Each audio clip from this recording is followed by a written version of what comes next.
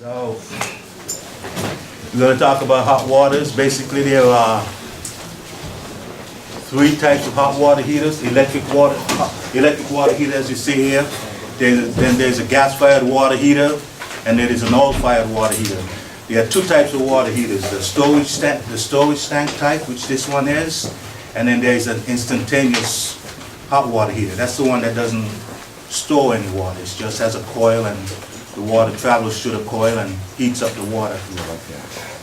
So, the display we have here, this electric hot water heater, is every water heater has to have cold water going into it, and then out comes the cold water.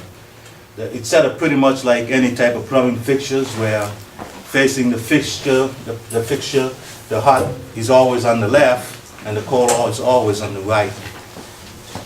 This display has a shut-off valve because it's a plumbing code. You got to have a shut-off valve to shut the hot water heater off. In the event you got to drain it or replace it or whatever maintenance you may have to perform on the water heater. So, how many people have electric water heaters in their house? Wow. So, what about natural gas or propane? I feel. And oil? I guess out here on the West Coast you don't find much oil anywhere, but anyway, we could talk about the parts of a hot water heater. For a water heater, you got to have some kind of approved piping that's approved for potable water. Potable water is any water that's good for drinking and culinary purposes. And the type of piping we have here is copper. I don't know what you may have in your house. In some of the older homes, you can have galvanized piping. Galvanized piping is still an approved piping. You don't see it much, but it's still an approved water piping. You can use Pvc piping. It is an approved water piping. And what we see a lot lately is Pecs Piping. This is Pecs Piping. Polybutylene piping is approved for water piping. So this is Pecs Piping, and they have it. It comes in color as well. Red, which will signify hot, and then you have blue, which would be for the cold water. So you can see any of these piping in your house. And then this, I'll pass these around. This is PVC piping. It's an approved water piping, but it's not approved for inside the house. Most times you'll have it for a water service, and it ends outside the foundation wall. It doesn't go into the house. But you can't use this inside the house, and if you ever see it on the Tmp valve, you can't use it on the Tmp valve either. This is a temperature and pressure relief valve, and it's got to have the same rated potable water piping for the relief valve. So someone couldn't use an approved water piping just to supply the heater with water, and then use, say, PVC as the drain. So you could pass some of these piping around. Can you say why? Huh? Can you explain why? The PVC? Yeah. The thing that because of the thermal factor with PVC, it can collapse. It breaks down and it collapses. The heat from the water, the temperature, and it collapses. And if when it collapses, then the water won't. It restricts the water. The water won't flow through the pipe, and that can cause an explosion. Yeah. So, anybody want to look at the pipe? See the pipes? Hold the pipes down.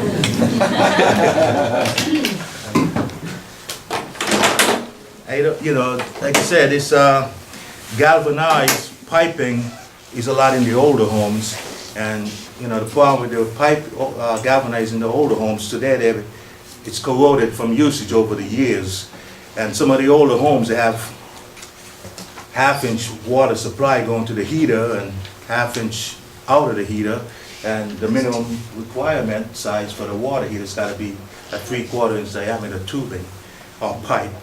So you won't see much galvanized being used today in the newer homes, or even on a remodel. You might find use Pecs piping in the remodel. The parts in the hot water heater is the Tmp valve. That's a safety valve, and this is set at 150 degree PSI. And so in the event the water heater overheats, you know, it releases the pressure from the tank and it drains to a point of disposal. Whether you have a floor drain, I know in a lot of the homes, older homes, they have a floor drain in the basement. Those of you who have a home in the have a water heater in the basement, there is a floor drain in the basement. So in case this fails, the water drains to the floor drain. In the newer homes, they gotta have a drain pipe with what's called a hub drain to drain the Tmp valve. In some of the older homes, what we allow in Portland is so people remodel the basements and now the floor drain goes away. They're either, you know, cementing the floor drain or terminate it some kind of way. So what we allow them to do is this pipe coming out, this 90-degree fitting, we allow them to go turn it upwards and then go to the rim joist to the outside of the house. And they'll put a little hole in that 90-degree fitting that turns up. That way, in the event if this valve is just slightly malfunctioning, just leaking a little bit, they will see that water dripping out of that 90-degree fitting, that little hole, and so they will know they should have the Tmp valve replaced. On the Tmp valve, you can't have threads on the end of that tubing, of that drain pipe, threads. And the reason for that is sometimes if this malfunctions, the homeowner may think that they can just put a cap on the end that stops the dripping, it solves the problem.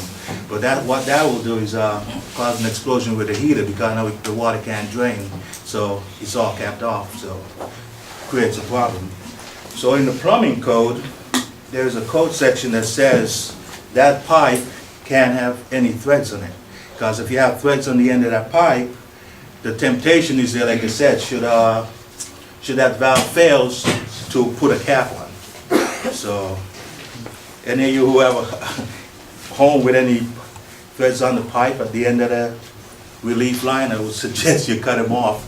Just in case you're not home and somebody else is there and they see the drip and they want to really do something good Samaritan, and they put a cap on there, and next thing you get home, the hot water heater probably is through the roof or something in the neighbor's yard or something like that. So that's the reason for that. Any questions so far?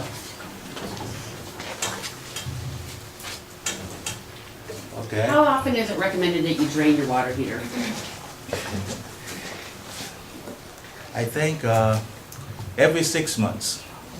And that's what the manufacturer recommends. Every 6 months you drain the entire water heater. And it's in one of the handouts you have. Why would you do that?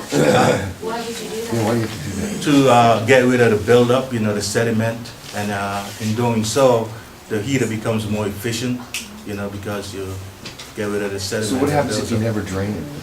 We've been in our house 8 years, I never drained it.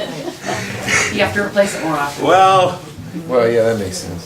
the heater loses Is that why I'm efficiency. not getting enough hot water Yeah, now? it loses its efficiency. So it's just a good practice maybe to start trying to drain it. And even that, No, but keep going, I'm just yeah, thinking. even at that, you know, if you haven't drained it in a year, just, you know, you gotta be careful. Because the valve here might be corroded. You might try to, with the handle might Is that how you break. drain it? Off there? Right here. Yeah. Yeah, you drain it right there. Yeah. You put a hose on there and you just run the hose through a floor drain up to a 5-gallon. Oh, there you go. Yeah. See the valve right there? Yeah, Yeah. And that's at the very bottom of the tank, so you could drain, Right. all the water can drain out. But if you have a very old water heater, you have to be very careful. You should go out and get you a it looks like new this one. valve. Huh? It looks like this one. This electric one heater here, yeah? I don't know, no, we have gas, I think it's gas, It's natural gas. but it looks like that, it's the same brand, same size, and the Yeah. same kind of newness. You know, I'm not an expert on water heaters. That's why we're here. Okay. Well, you know, if you're gonna drain, you gotta be very careful. I would suggest you go out and you buy a new drain valve, just in case when the handle breaks, or the valve itself breaks when you try to open it. And so, at least you have a valve in hand to correct the problem, so you won't be out of. You telling me if I try to drain it, that thing could break? Yeah, if you have never opened that valve before, it's corroded. It's just, Oh, you know, gee, yeah. yeah.